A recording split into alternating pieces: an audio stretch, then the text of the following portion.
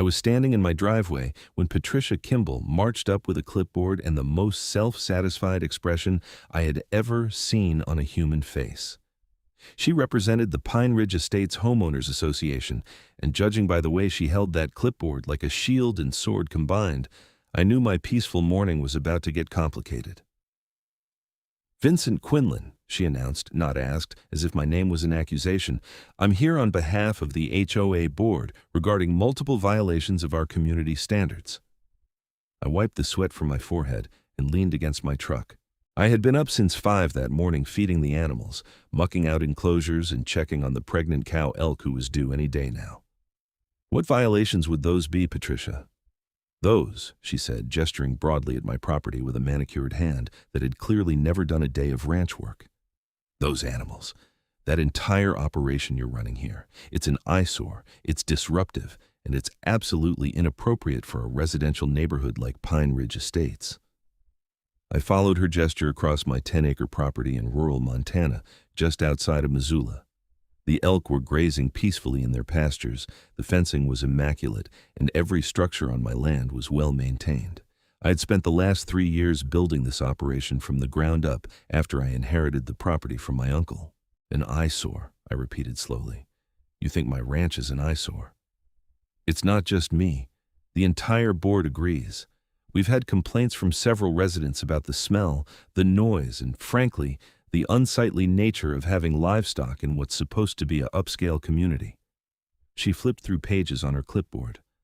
"According to Section 4.7 of the HOA bylaws, no commercial operations are permitted on residential properties." I took a deep breath, reminding myself that losing my temper would only make this worse. "Patricia, when I bought this property 3 years ago, there were no HOA restrictions on it. My uncle owned this land for 30 years before that." "The HOA was established 2 years ago," she said primly. "All properties in the designated area are automatically included. You should have received the bylaws in the mail." "I received something," I admitted. "I thought it was junk mail because my property is zoned agricultural, not residential. I'm running a licensed elk ranch here." Her eyes narrowed. "Licensed or not, the board has voted. You have 30 days to remove all animals from the property and cease all commercial farming operations, or will be forced to take legal action." "Legal action," I said flatly. "We can place a lien on your property for non-compliance. We can fine you daily until you comply. Trust me, Mr. Quinlan, you don't want to fight this. The HOA has significant resources and an excellent legal team." She smiled then, and it was the kind of smile that made me understand why people wrote horror stories about HOAs. After she left, I stood there for a long moment, just staring at the notice she had shoved into my hands. 30 days to dismantle everything I had built. 30 days to figure out what to do with 43 elk, 5 bison, and 24 other animals that called my ranch home. I pulled out my phone and called the one person I knew could help me make sense of this mess, my friend Derek Hoffman, who happened to be an agricultural attorney in Missoula. "Vincent," Derek answered on the 3rd ring, "please tell me you're calling to invite me to another one of your excellent barbecues." "I wish. I've got HOA problems." There was a pause. "You're on 10 acres of agricultural land. How do you have HOA problems?" "That's what I'd like to know." 2 days later, Derek and I were sitting at my kitchen table with paperwork spread across every available surface. He'd brought his reading glasses and a thermos of coffee strong enough to strip paint, which told me he was taking this seriously. "Okay," he said, tapping a particular page. "Here's the situation. The Pine Ridge Estates HOA was formed 2 years ago by a group of residents in the newer subdivision about a mile from here. They filed paperwork that included language about adjacent properties and maintaining community standards for the greater Pine Ridge area. But my land isn't part of their subdivision. According to them, it is. They drew the boundaries to include several properties that predate the HOA, including yours. It's sketchy as hell, but technically legal if no one challenged it within the first year." I rubbed my temples. I didn't even know to challenge it. I thought it was a scam. "A lot of people do." Derek flipped through more pages. "However, here's where it gets interesting. Your property is zoned AG1, which is agricultural use. You have a valid Montana Department of Livestock license, and according to these records, every single animal on your property is registered with the state. Every single one, I confirmed. That's required for elk farming in Montana. I have to maintain detailed records, submit to regular inspections, follow strict regulations about fencing and animal health. The state takes this stuff seriously. Derek leaned back in his chair, a slow smile spreading across his face. Vincent, my friend, I think the HOA just made a very expensive mistake. What do you mean? Montana is a right-to-farm state.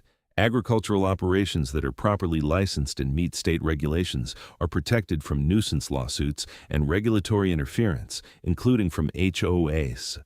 If every animal on your property is licensed and you're following state guidelines, they can't touch you.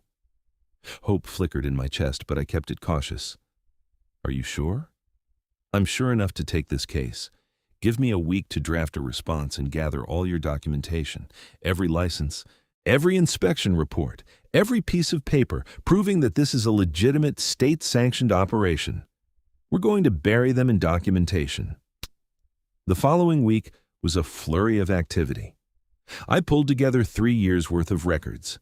My original license application, quarterly inspection reports, veterinary records, breeding documentation, sales receipts, and correspondence with the Montana Department of Livestock. I had everything organized in color-coded binders because when you're dealing with state agricultural regulations, organization isn't optional. Derek spent hours photographing and scanning everything, building what he called our defensive fortress of documentation. Meanwhile, I received 2 more letters from the HOA, each more threatening than the last. The second one informed me that I was being fined $500 per day, starting immediately for non-compliance. They can't actually collect that, Derek assured me when I called him in a panic. Not until there's a judgment, and there won't be a judgment. On day 16 of my 30-day deadline, Derek and I attended a mandatory HOA board meeting held at the community center in Pine Ridge Estates. The subdivision was exactly what you'd expect. Cookie-cutter houses with perfect lawns, identical mailboxes, and probably rules about what color you could paint your front door.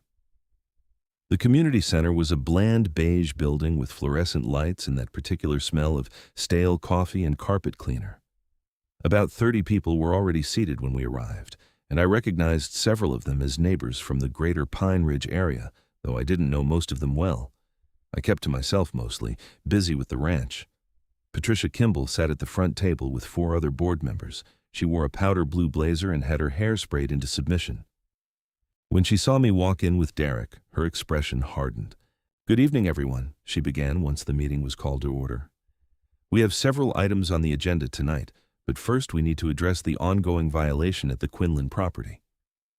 "Before you do that," Derek said, standing up, "I'd like to introduce myself. I'm Derek Hoffman, attorney representing Vincent Quinlan. I've submitted a formal response to the board's violation notice, which I believe you received yesterday." Patricia's jaw tightened. "We received a lengthy document that doesn't change the fundamental facts. Mr. Quinlan is operating a commercial farm in a residential area." "Mr. Quinlan is operating a licensed agricultural facility on properly zoned agricultural land," Derek corrected, "which is protected under Montana's right to farm laws. Our HOA bylaws supersede. They don't, actually." Derek opened his briefcase and pulled out a thick folder. Montana Code, annotated Section 76-3501, specifically protects agricultural operations from local ordinances and regulations, including HOA restrictions, provided the operation is licensed and meets state requirements, which Mr. Quinlan's ranch does. A man sitting next to Patricia, who I later learned was named Robert Chen and served as the HOA treasurer, leaned forward. "We've consulted with our attorney. The right to farm law doesn't apply when an agricultural operation creates a genuine nuisance." "Define nuisance," Derek said calmly. "The smell, the noise, the visual blight. Has anyone actually documented these supposed nuisances? Do you have decibel readings, air quality tests, any actual evidence beyond subjective complaints?" Patricia's face was turning red. We don't need scientific evidence to know that having dozens of wild animals next to a residential neighborhood is inappropriate. Elk aren't wild animals in this context, I interjected, unable to stay quiet any longer. They're livestock, domestically raised, regulated by the same state agencies that regulate cattle ranches. They look wild, a woman in the audience called out. So do longhorns, Derek shot back. Appearance doesn't determine legal classification. The meeting devolved from there. Patricia insisted the HOA had authority. Derek calmly cited statute after statute. Other residents chimed in, some supporting the HOA's position, others questioning whether they really wanted to set a precedent of interfering with established agricultural operations. Finally, Derek played his ace. I'd like to note for the record that if the HOA pursues legal action against Mr. Quinlan, we will be filing a countersuit for harassment, abuse of process, and violations of Montana's right to farm protections. Additionally, we'll be seeking attorney's fees and damages for any economic harm caused to Mr. Quinlan's business. You can't threaten us, Patricia snapped. It's not a threat. It's a statement of legal strategy. Derek smiled pleasantly. We've already drafted the paperwork. We left the meeting with nothing resolved, but I felt better having stood my ground. Derek seemed confident, which helped, but I couldn't shake the anxiety gnawing at me. These people had the resources to drag this out, to make my life hell even if they eventually lost. The next morning, I was out checking the elk herd when I noticed a car parked on the access road adjacent to my property. A woman was taking pictures with a long camera lens pointed directly at my pastures. When she saw me watching, she got in her car and drove off quickly. It happened again the next day, and the day after that. Different cars, different people, but always the same behavior. Photographing my property, my animals, sometimes my house. They're building a case, Derek explained when I told him, documenting everything they can to try to prove nuisance. Let them. Every photo they take is going to show well-maintained facilities, healthy animals, and a professional operation. On day 24 of the 30-day deadline, I received a certified letter from a law firm in Missoula. It wasn't the HOA's regular attorney. This was a bigger firm, the kind with marble lobbies and expensive suits. They were formally notifying me of the HOA's intent to file for an injunction to immediately cease all commercial farming operations. Derek read the letter and laughed. They hired Stromberg and Associates. They're hemorrhaging money on this. That's supposed to make me feel better? It should. It means they're scared. They know their position is weak, so they're trying to intimidate you with a big-name firm. He set the letter down. Let them file. We're ready. But I wasn't ready for what happened next. 3 days later, I was in town picking up feed when I ran into Frank Morrison, who owned a small cattle operation about 5 miles from my ranch. Frank was in his 60s, weathered and practical, the kind of rancher who had seen everything.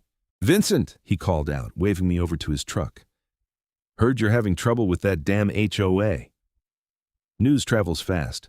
Rural Montana, everybody knows everybody's business. He leaned against his truck bed. "Listen, I wanted to give you a heads up. Patricia Kimball came by my place last week asking questions about your operation." My stomach dropped. "What kind of questions?" "Whether you'd ever had any problems with your animals getting loose, any complaints about smell or noise, whether I'd ever seen anything that looked unsafe." I told her the truth, that you run the tightest ship I've ever seen, and your place is cleaner than most hospitals. He grinned. She didn't like that answer. "I appreciate you having my back." "Not done yet." Frank's expression turned serious. She also asked if I'd be willing to testify at a hearing that agricultural operations don't belong in the Pine Ridge area. Said the HOA would make it worth my while if I supported their position. "She tried to bribe you?" "Came pretty damn close to it. I told her where she could stick her offer." He spat into the dirt. "But I thought you should know what kind of people you're dealing with." I thanked Frank and finished loading my feed, but the conversation stuck with me. Patricia and her board weren't just misguided busybodies anymore. They were actively trying to undermine my operation, and they weren't being particularly ethical about it. That evening, I called Derek and told him everything Frank had said. "That's witness tampering," Derek said immediately. "Or damn close to it. Can Frank give us a written statement?" "I'll ask him." "Do that. This is actually perfect for us, Vincent. They're building our case for us."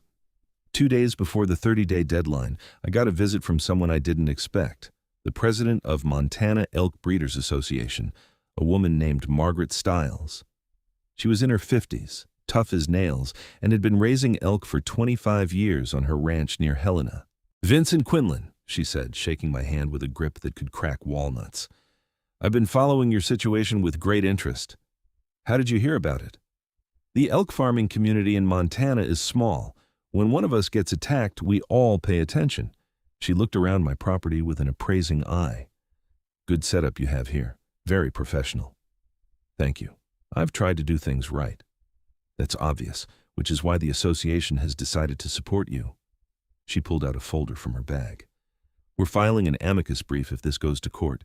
We're also prepared to provide expert witnesses, documentation of best practices, and whatever else your attorney needs." I was stunned. "You'd do that for me?" "We're doing it for all of us," Margaret corrected.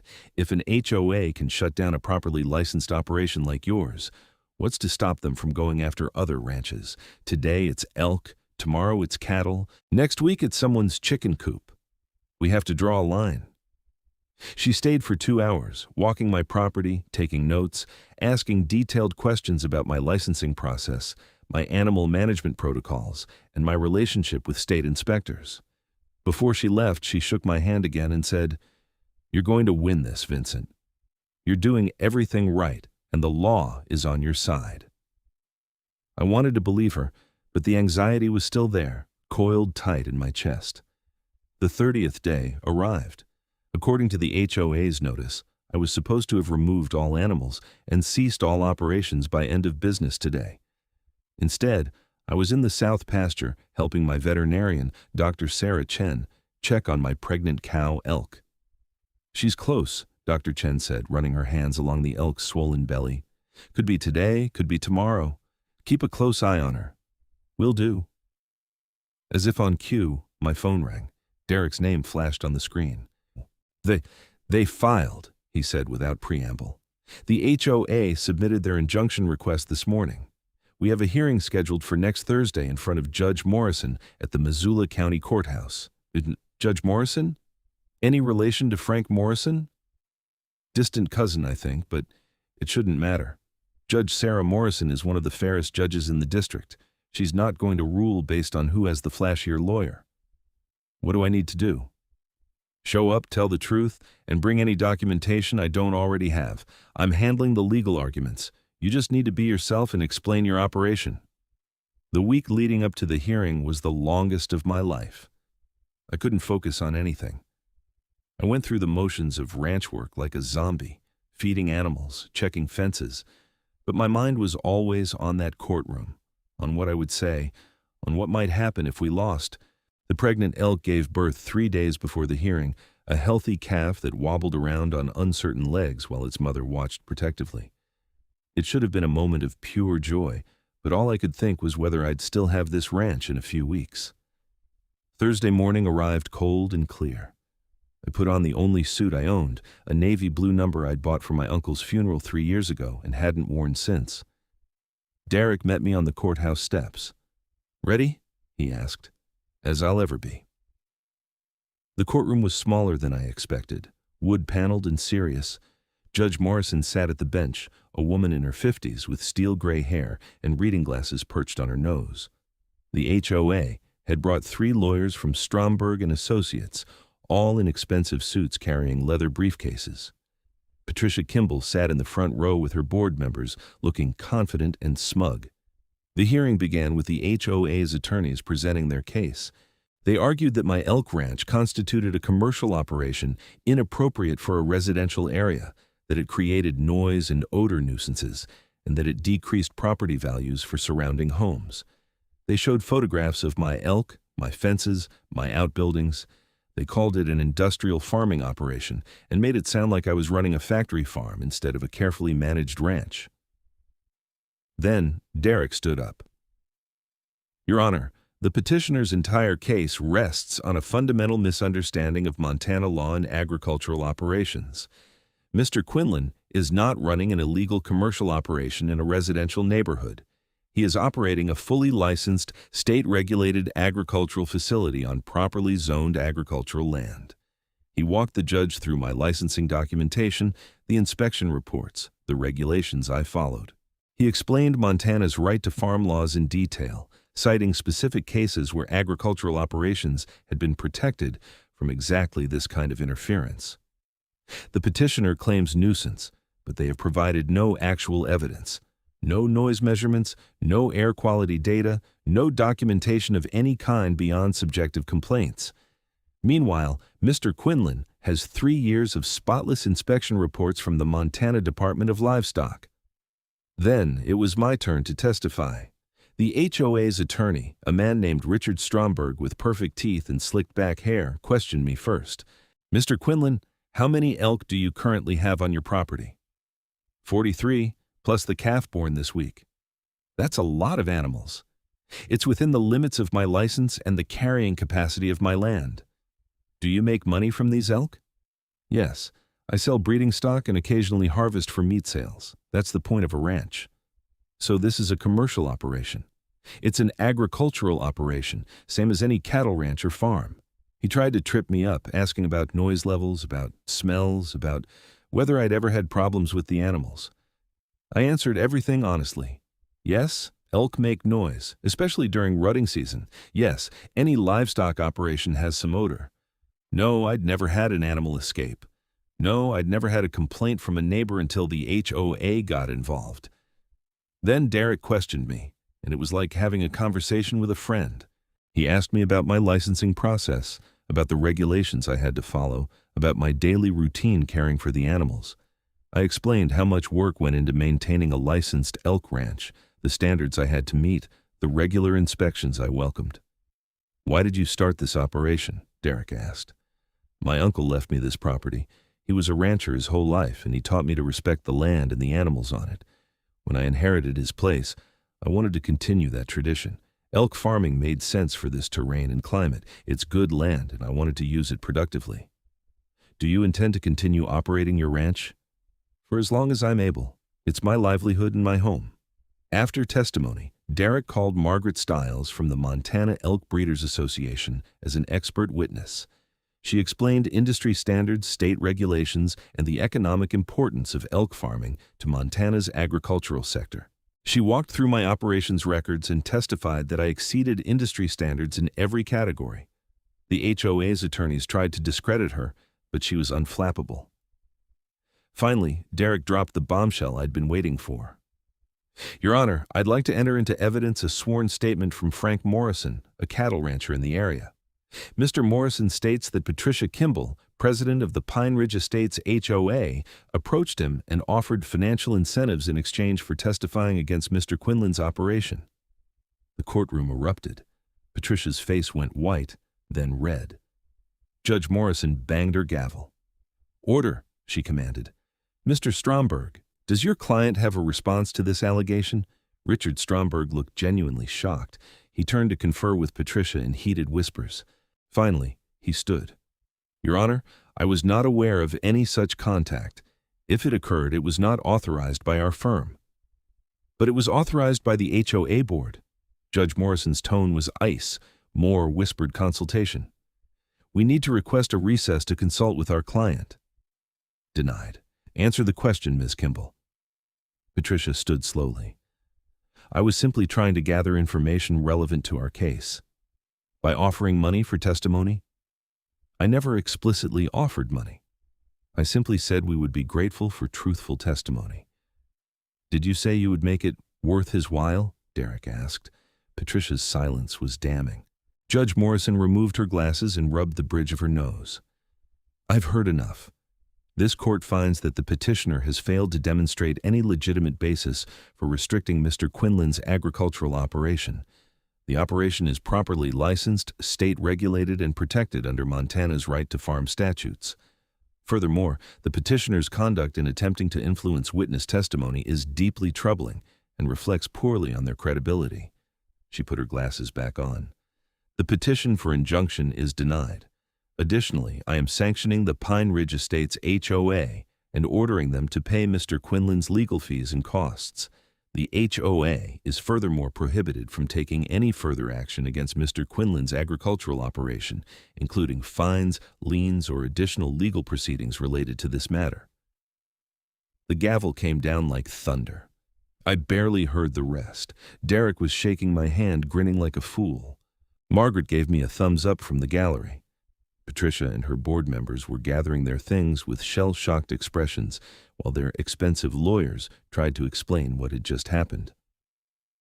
Outside the courthouse, Derek and I stood in the afternoon sun, and for the first time in weeks, I could breathe. "You did it," Derek said. "We did it." "Fair enough." He adjusted his tie. "They'll have to pay our fees, which should be around $40,000 when all is said and done. That'll make them think twice before pulling this stunt on someone else." "Do you think it's really over?"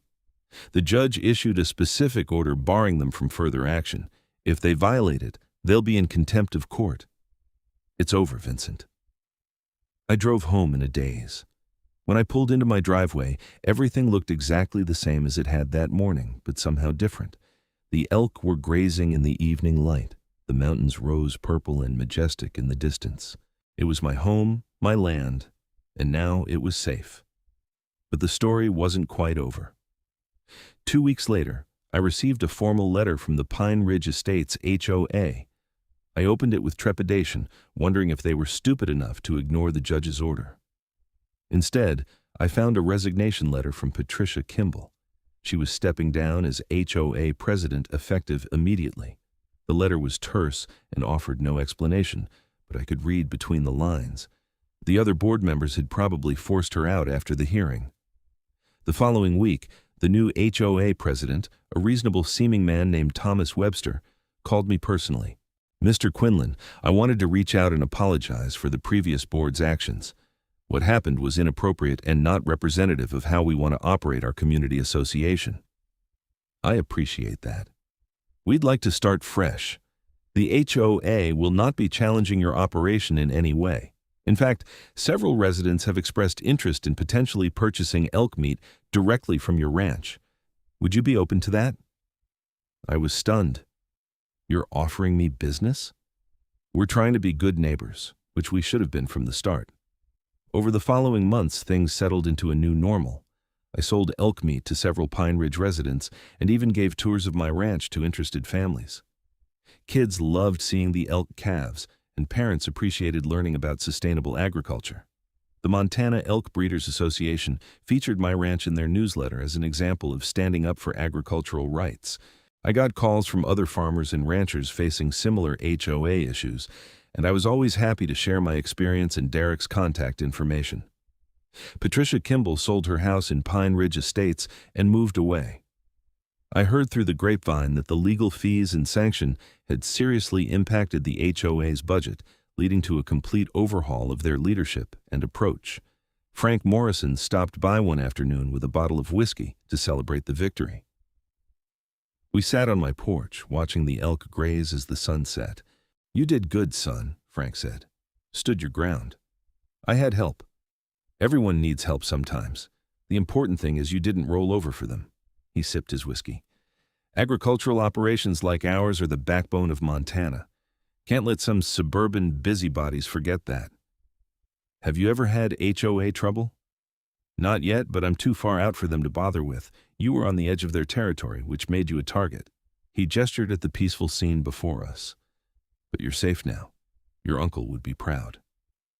That hit me harder than I expected. I'd been so focused on the legal battle that I hadn't thought much about what my uncle would have thought. He'd spent his whole life building this place, and I'd nearly lost it to a petty bureaucracy. "Thanks, Frank. That means a lot." As fall turned to winter, my ranch continued to thrive. The elk were healthy, I had several breeding contracts lined up for spring, and my meat sales were strong.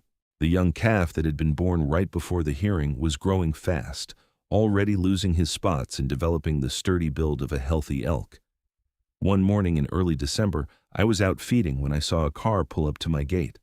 I tensed instinctively, old fears surfacing, but relaxed when I saw it was just a young couple with a toddler in a car seat. The man rolled down his window. "Excuse me, are you Vincent Quinlan?" "That's me." "We just moved to Pine Ridge Estates. Our neighbors told us you give ranch tours sometimes. Would you be willing to show us around? Our daughter loves animals. I looked at the little girl strapped in her car seat, eyes wide with excitement, already pointing at the elk in the distance. Sure, I said, opening the gate. Come on in. I spent the next hour showing them around, explaining about elk farming, letting their daughter toss hay to the animals under careful supervision. They asked intelligent questions and seemed genuinely interested in what I did. This is amazing, the woman said as we finished up. We had no idea operations like this existed. Most people don't. That's part of the problem. Well, we're glad you're here. It's nice to live near actual working land instead of just more subdivisions. After they left, I stood in my driveway feeling something I hadn't felt in months. Hope. Not the desperate hope that came from fighting for survival, but the quiet hope that comes from knowing you've built something solid, something that can withstand challenges. Derek stopped by that evening with paperwork for me to sign, final documentation closing out the legal case. The HOA had paid his fees in full, and Judge Morrison had officially dismissed all claims against my property. It's really over now, Derek said, handing me the documents. Everything's finalized. Thank God. You know, I've been practicing law for 15 years, and this case is going to be one I tell people about. Not because it was complicated legally, it wasn't, but because it was so clear-cut, and yet they pushed it anyway. Why do you think they did? Derek leaned back in his chair, considering. Honestly, I think Patricia Kimball and her board got drunk on power. HOAs can be good things when they're run properly, maintaining common areas, organizing community events. But sometimes people get elected to these boards and suddenly they think they're running a fiefdom. They forget that they're just volunteers managing shared resources, not dictators. Well, they learned an expensive lesson. $42,000 to be exact. That's what the sanction and our fees came to. Derek grinned. That'll fund a lot of community pool maintenance. After Derek left, I poured myself a drink and sat on my porch. It was cold, the kind of Montana cold that makes your breath fog, but I didn't mind. The stars were out, millions of them scattered across the black sky like someone had spilled diamonds. My phone buzzed with a text from Margaret Stiles. Heard everything's finalized. Congratulations again. You did the entire industry proud. I texted back. Couldn't have done it without your support. Thank you.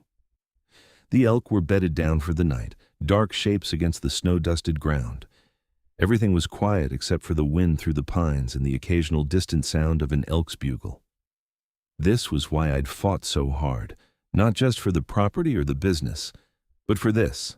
The peace that came from working land that had been worked for generations, from raising animals according to standards that actually meant something, from being part of Montana's agricultural heritage. The next week, I got a call from a reporter at the Missoulian newspaper. She'd heard about the case and wanted to do a feature story on right-to-farm protections and the challenges facing Montana's agricultural operations. I agreed to the interview, though I wasn't entirely comfortable with the attention. But Margaret had been right. This wasn't just about me. If my case could help protect other ranchers and farmers from similar harassment, then it was worth talking about. The reporter, a sharp woman named Jennifer Adams, spent a full afternoon at my ranch. She interviewed me, photographed the elk, and took detailed notes about everything from my licensing process to the specifics of the legal battle. What would you say to other agricultural operators facing HOA challenges? She asked toward the end of the interview.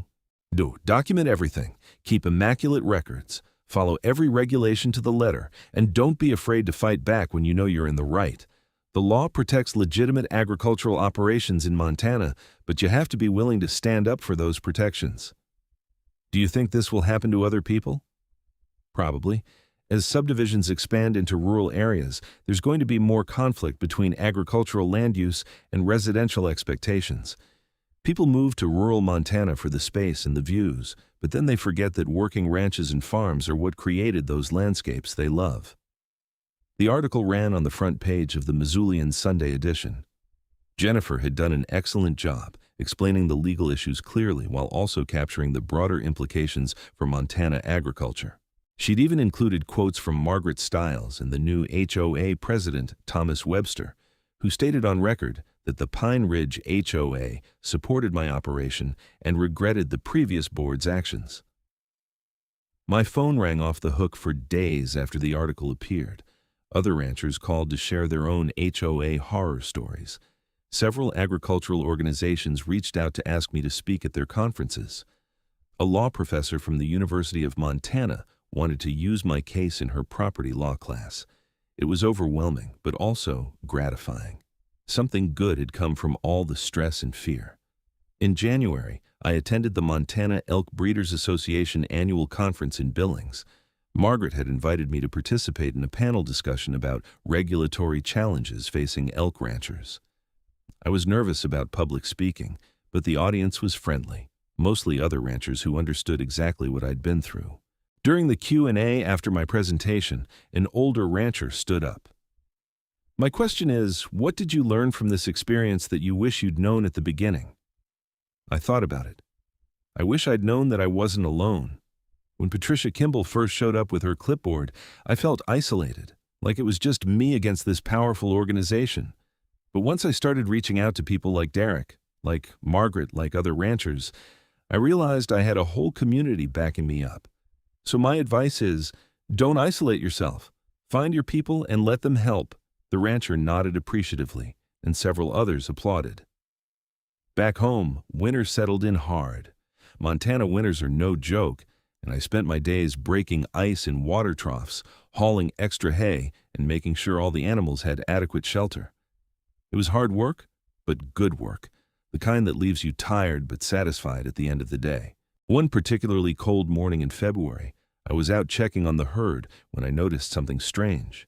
There were fresh tire tracks in the snow near my property line, and several of my fence posts had been tagged with orange spray paint. My heart sank. Was this starting again? I called Derek immediately. The orange paint is usually used by surveying crews, he said after I described what I'd found. But you'd have been notified if someone was surveying near your property. Take pictures of everything and I'll make some calls. I spent the morning photographing the tire tracks and spray-painted posts, a sick feeling in my stomach.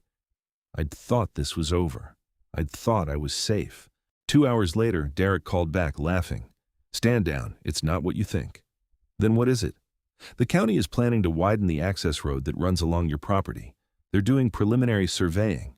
You should get an official notice in the mail this week.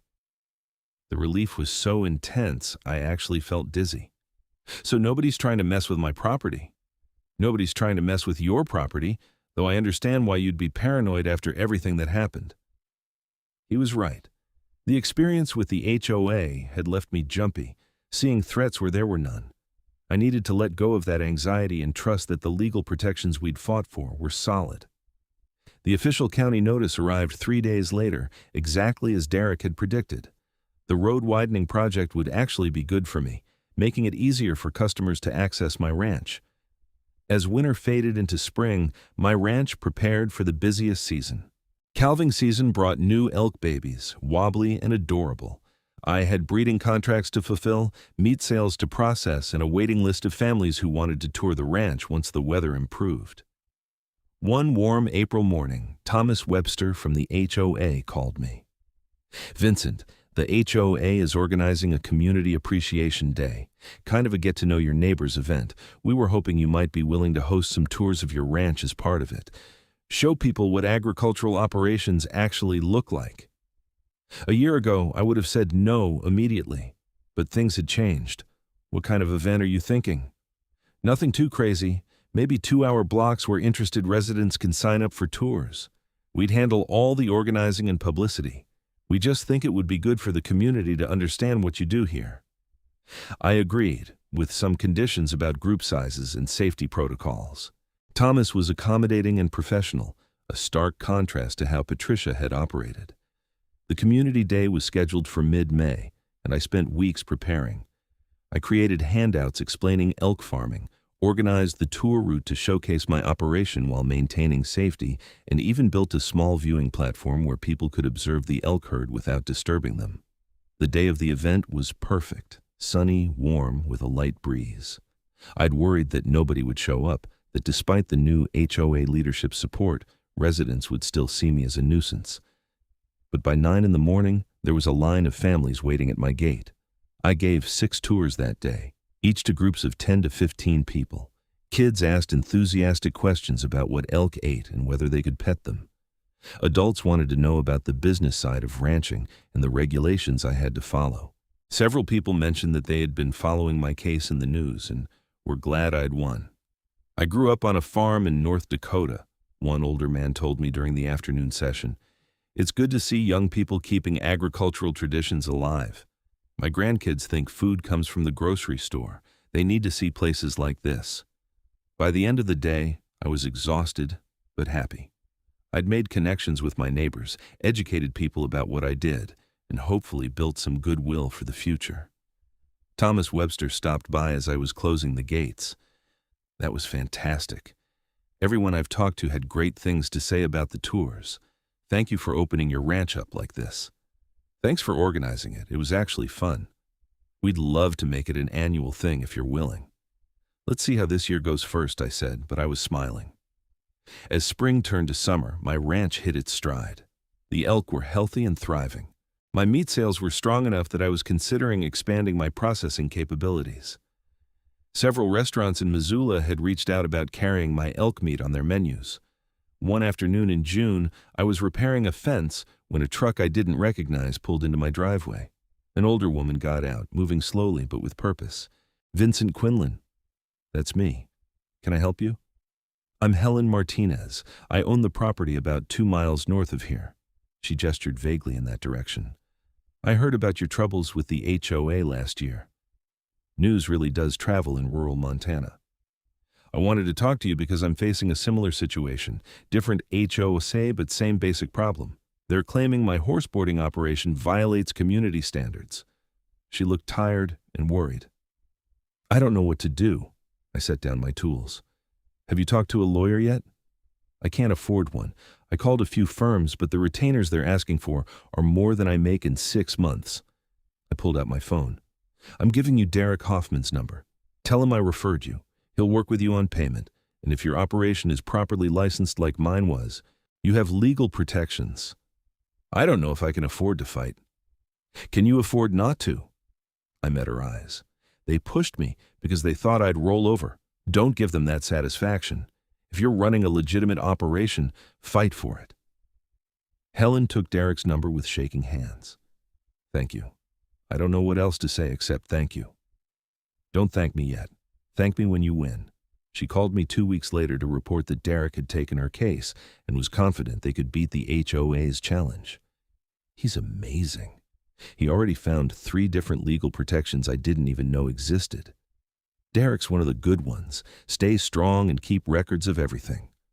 Over the summer, I followed Helen's case from a distance. Derek kept me updated, and the parallels to my own situation were striking. Another overzealous HOA board, another attempt to eliminate agricultural operations that predated the HOA, another fight that came down to state regulations versus local bylaws. Helen won her case in August. The judge ruled almost identically to how Judge Morrison had ruled in my case.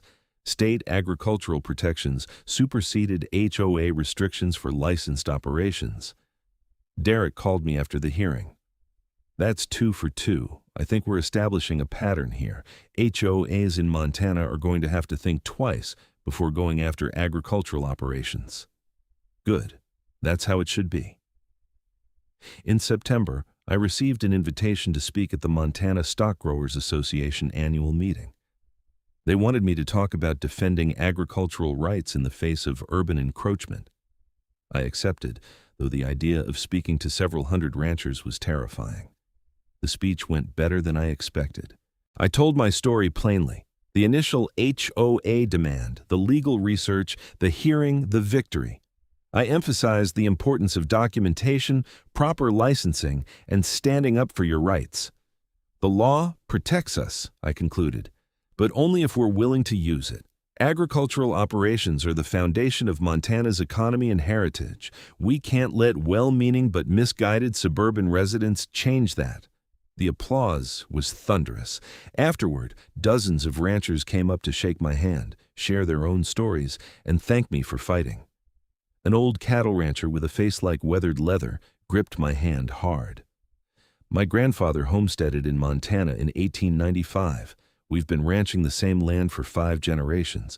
People like you make sure we can keep doing it for 5 more. Thank you, son." That moment, more than anything else, made everything worthwhile. This wasn't just about my ranch anymore. It was about protecting a way of life that had defined Montana for over a century. As fall arrived and the leaves turned gold and red, I found myself reflecting on how much had changed in a year. 12 months ago, I'd been terrified of losing everything to an HOA I didn't even know I belonged to. Now, I was a minor celebrity in Montana agricultural circles, my ranch was thriving, and I'd helped pave the way for other ranchers to defend their operations. Patricia Kimball's attempt to shut me down had backfired spectacularly. Instead of eliminating an eyesore, she'd created a legal precedent protecting agricultural operations across the state. Instead of reducing my operation, she'd inadvertently helped it grow through the publicity. One October afternoon, I was sitting on my porch drinking coffee when Frank Morrison drove up with someone I didn't recognize. "Vincent, this is my nephew, Daniel Morrison. He's thinking about starting an alpaca ranch on some property he inherited near Kalispell." Daniel was young, maybe 25, with an earnest expression.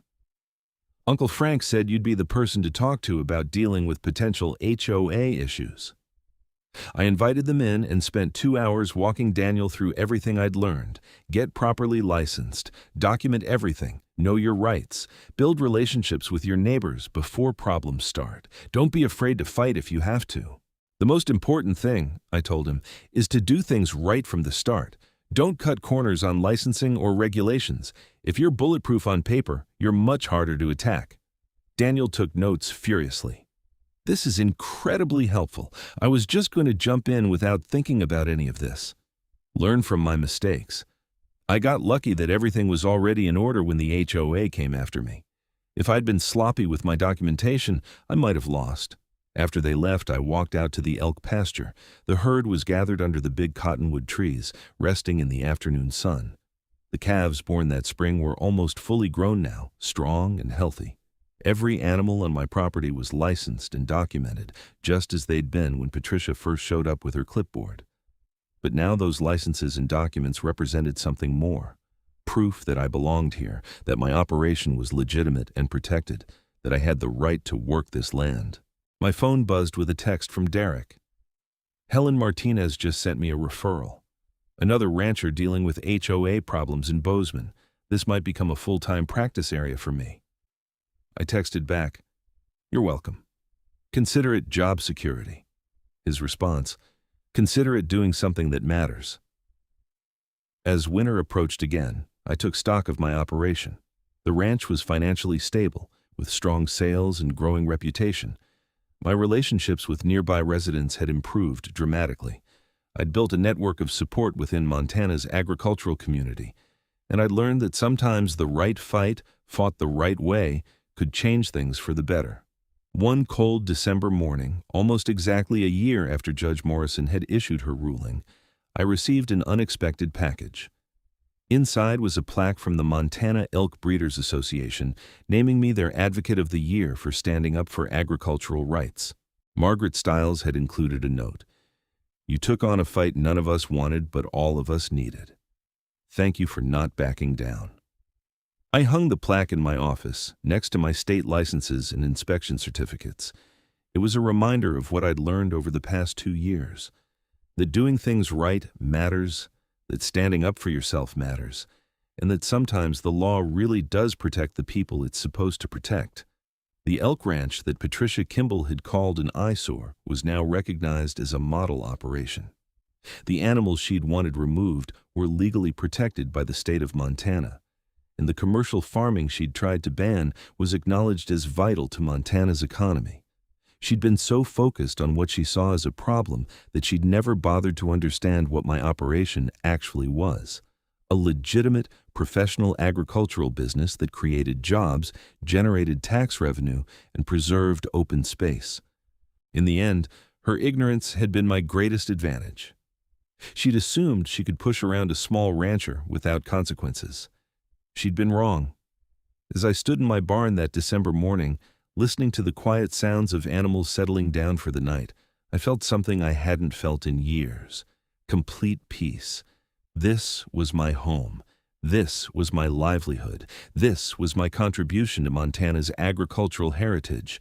And nobody, not Patricia Kimball, not her HOA board, not anyone, could take that away from me. The elk ranch was here to stay, state licensed and HOA approved, whether Patricia had understood that or not. Every animal on my property carried documentation proving it belonged here. Every structure met state specifications. Every aspect of my operation was designed to be sustainable and responsible. That's what Patricia had never understood. This wasn't some fly-by-night hobby operation. This was a serious agricultural business built on a foundation of proper licensing, careful management, and respect for the land. And now, thanks to Judge Morrison's ruling and the legal precedent we'd established, other agricultural operations across Montana had stronger protections. The next time an HOA tried to shut down a properly licensed ranch or farm, they'd face the legal framework we'd built. I walked back to my house as snow began to fall, light flakes drifting down in the darkness. Tomorrow I'd be up early to feed the animals, check the fences, and do all the daily work that kept a ranch running. But tonight I'd sleep soundly, knowing my operation was secure and my future was bright. The HOA had tried to ban my elk ranches in Eyesore, completely unaware that every single animal was state licensed and legally protected. Their ignorance had cost them over $40,000 and resulted in a legal precedent that protected agricultural operations across Montana. It was the most expensive lesson in doing your homework that Patricia Kimball would ever receive, and I hoped it stuck with her wherever she'd moved. Because Montana is ranch country, and that's not changing anytime soon, no matter how many HOA boards think otherwise.